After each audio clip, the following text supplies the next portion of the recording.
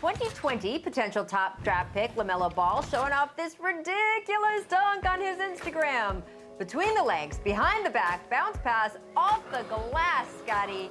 The youngest Ball brother, do you think he's #1 overall pick worthy?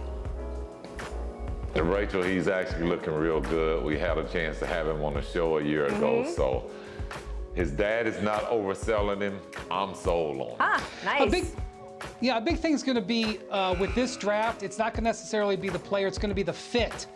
If the Warriors or Cavs get the #1 pick, they're going with a big man probably. If the Knicks get the #1 pick, they're probably go with Ball. So let's see where the lottery goes. Yeah, for sure. I know our teammate here, I think the Knicks better Kendrick go with Perkins, the has best player. been pumping that LaMelo Ball to the Knicks for about 6 months now. All right, let's move on because Malika Andrews is reporting the league sent a memo to players reinforcing that they need to follow campus protocols, including wearing masks, dressing appropriately when receiving room service, and a mandatory educational session. Now, let me just repeat that part. Dressing appropriately for room service, gentlemen. My guess is they didn't just pull that out of thin air, right, Brian? I feel like there's more to that story, Rachel, and I don't think I want to know it, but we've seen in these videos, I mean, that birthday party for Damian Lillard last night was cool, but nobody had masks and nobody was social distancing. You're either going to enforce the rules or you're not. The snitch line is backed up.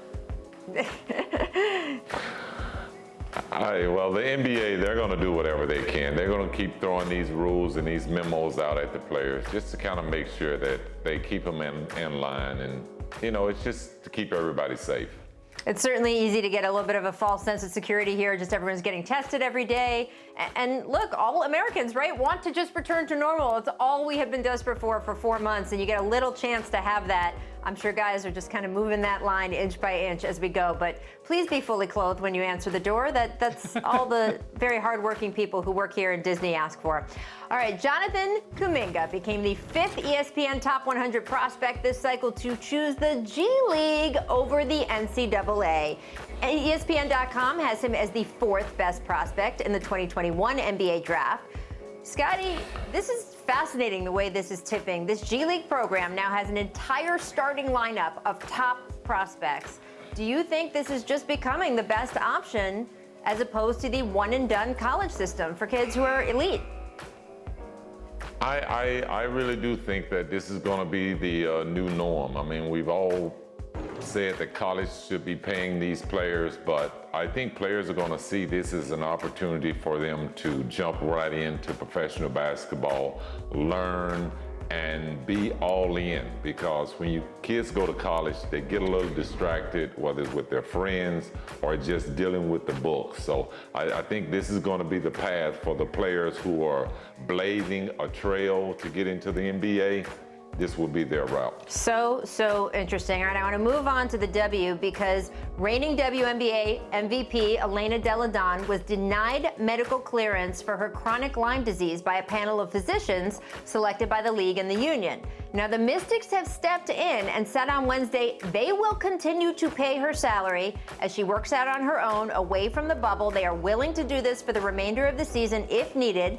Delle Donne's agent did say they still need to negotiate whether she'll work out at home or at the facility. But Scottie, is this the right move for the Mystics to step in here? It's the only move. Michael Jordan got paid to play baseball. She's the best player in the game. Player. Well, I think this is the league MVP, reigning champion, and, Ted Leonsis, the owner of the Mystics, has a ring on his finger that says WNBA champions because of Elena Delle Donne. At the end of the day, you're going to support her, and that's what they're doing. And I think that I know the league needed to set a precedent here, but they probably picked the wrong fight to set a precedent on with this player. For sure.